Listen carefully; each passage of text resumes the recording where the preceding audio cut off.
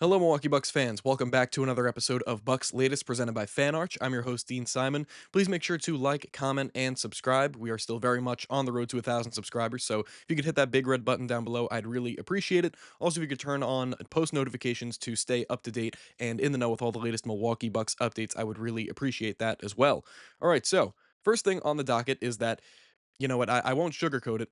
The Giannis Antetokounmpo trade rumors, or at least the big trade proposals that different writers and people in the media are going to make, they're not going to stop. Especially as this season gets started, as we get towards the trade deadline, we're probably going to be seeing even more, crazy Giannis trade rumors. But I wanted to target one specifically from Bleacher Report's Grant Hughes, who basically came up with this idea that the Milwaukee Bucks could be a potential landing spot for a player that the Heat were possibly looking to move during the whole Kevin Durant sweepstakes. Of course, that's Khalil Ware, and it's a player that they were very hesitant to move on from in the Kevin Durant sweepstakes, partially a reason why the Houston Rockets eventually won out and eventually landed him. But Khalil Ware, Tyler Hero, Andrew Wiggins, 2027, 29, 31, and 32 first round pick swaps, and a 2030 first round pick for Giannis Antetokounmpo is the proposal here. So, first things first, it doesn't really make much sense with the introduction of Miles Turner. Of course, Kilo Ware, he's still extremely young, and the Bucks would be looking towards the far, far future with any move that they would make of this kind. But it, number one, it doesn't make sense for two reasons, both having to do with the introduction of Miles Turner. Number one is that the Bucks brought in Miles Turner with the idea that keeping Giannis, it was done to keep Giannis around. Bringing in Miles Turner was supposed to convince Giannis to stay and give him a little bit of hope that yeah, the Bucks are building something. They're still trying to compete. They're still trying to exhaust every possible option to keep this team as competitive as possible. So Miles Turner was brought in to keep Giannis happy and to build a what should be a defensively dominant front court. And it wouldn't make sense also in the fact that Miles Turner and Khalil Ware, that the center position is already taken up, and Miles Turner is on this 4-year contract. You're gonna have Miles Turner on the roster for this long after you bring in Khalil Ware to be your next guy at the center position. They wouldn't mesh, and even if the Bucks were to maybe look to trade Miles Turner as well, because they would just be completely blowing things up, it might be harder to move Miles Turner than some would have previously anticipated, just because the Bucks gave him a pretty hefty contract. It was 4 years, $108.9 million, or somewhere around there. So it would be a little bit harder to move Miles Turner than usual, and it just wouldn't make much sense from a team building perspective. Of course, landing guys like Tyler Hero and especially Andrew Wiggins. Andrew Wiggins is a player that he's contributed to a championship team, and at his best, he is the second best player on a championship team, which is crazy to say. But bringing in a guy like Tyler Hero too, who has just reached, so far his peak in the NBA, first time All Star, the Bucks would immediately get a lot of future prospects, or the future would seem pretty bright with Hero, with Wiggins, with Khalil Ware, with a bunch of first round draft capital being, reinvested into the team for Giannis.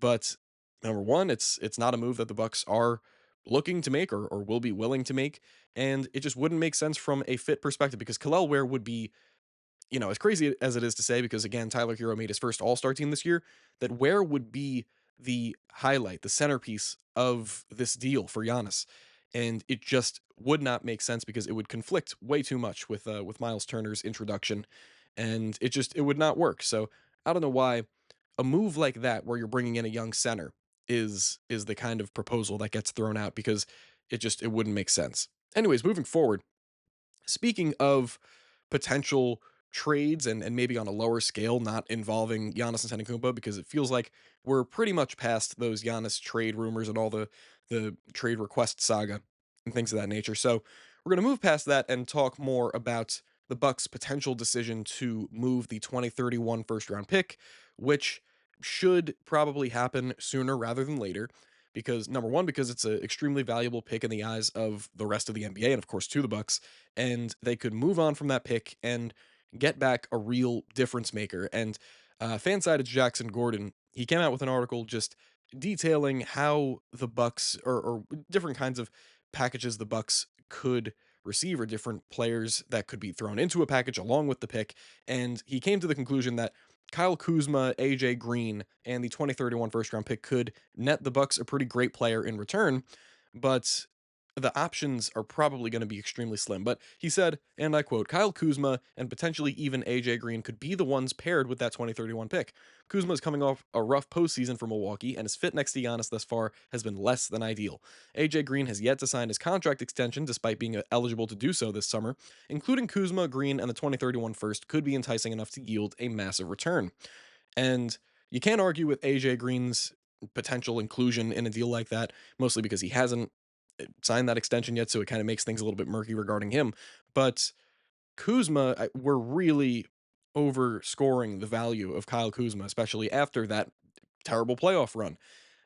We're not really counting the fact that all of his value is essentially has been depleted, and you would be moving him on to a team that wants to wants to gain draft capital in any way possible, whether it's taking on a bunch of salary or what.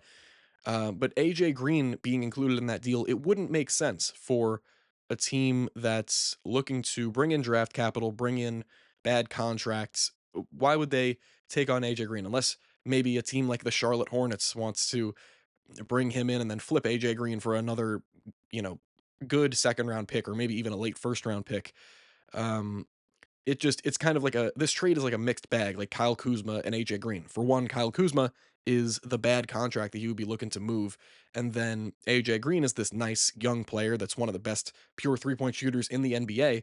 That it wouldn't make sense for him to go to a team like a Charlotte or a Washington or any of these teams that are toiling and just looking to add first round draft capital.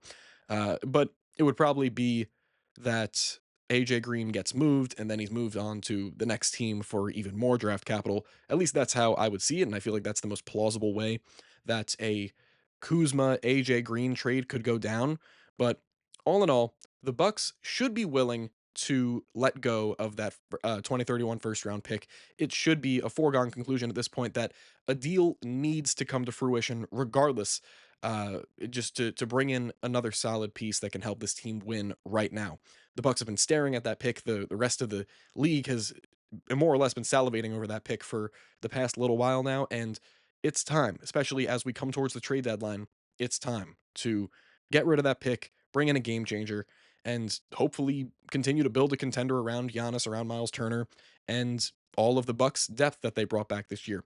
Now is the time, and there's not really any time to waste because this is it. This is Giannis's backpacking year if there has ever been one. So you really need to surround him with as much talent as possible, and that pick, giving it up, it will mean that.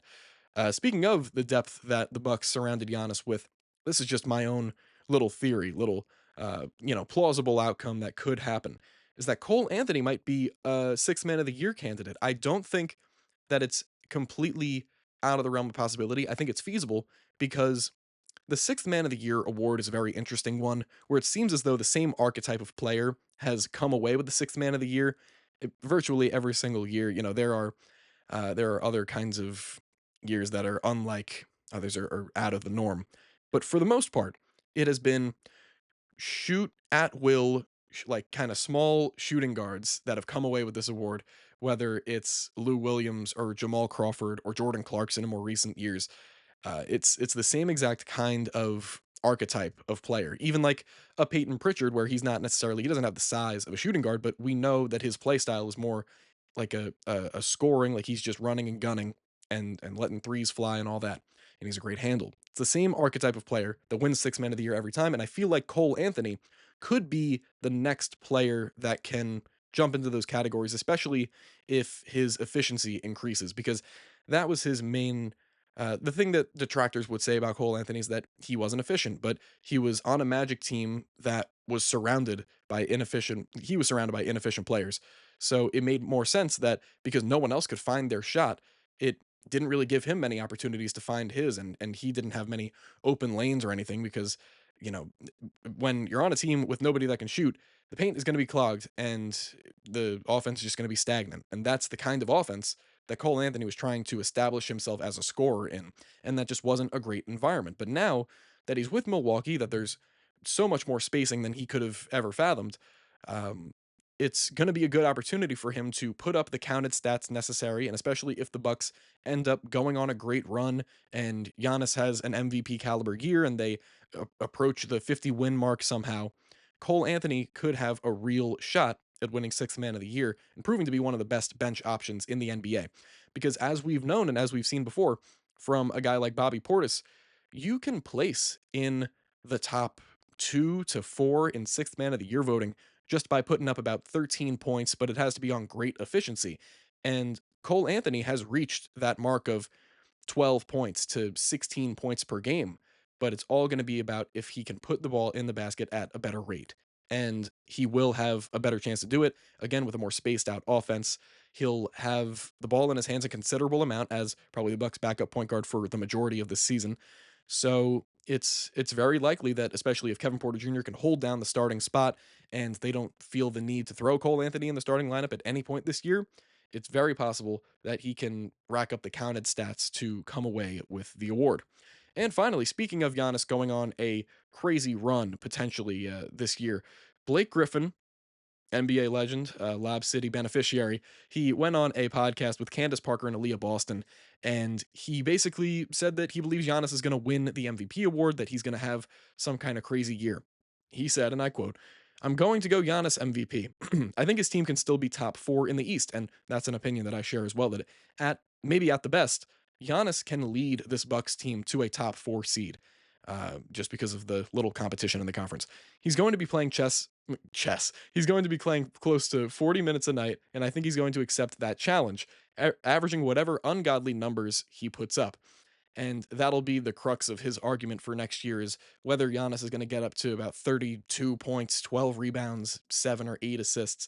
If he can do that and the Bucks get close to that 50 win mark, I feel like the MVP is just going to be his because we've seen a trend, especially in recent years with guys like Russell Westbrook and Nikola Jokic, the guys that win MVP, the voters are getting more lenient in terms of how much winning affects your chances of winning MVP.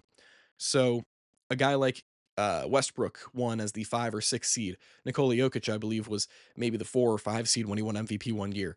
And that was something that was relatively never seen before in the NBA. You had to be a top 3 seed in whatever conference to even really qualify to be a finalist for MVP voting.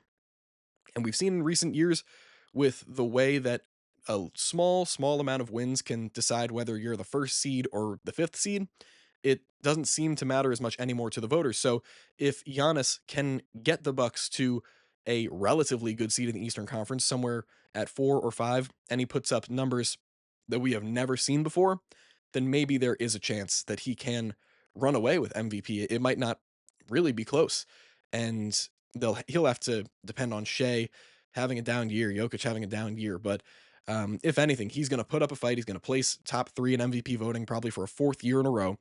And, we'll see if he eventually comes away with the award, but it is definitely possible. Anyways, that'll be it for me today. Thank you very much for watching another episode of Bucks Latest presented by FanArch. Again, I've been Dean Simon.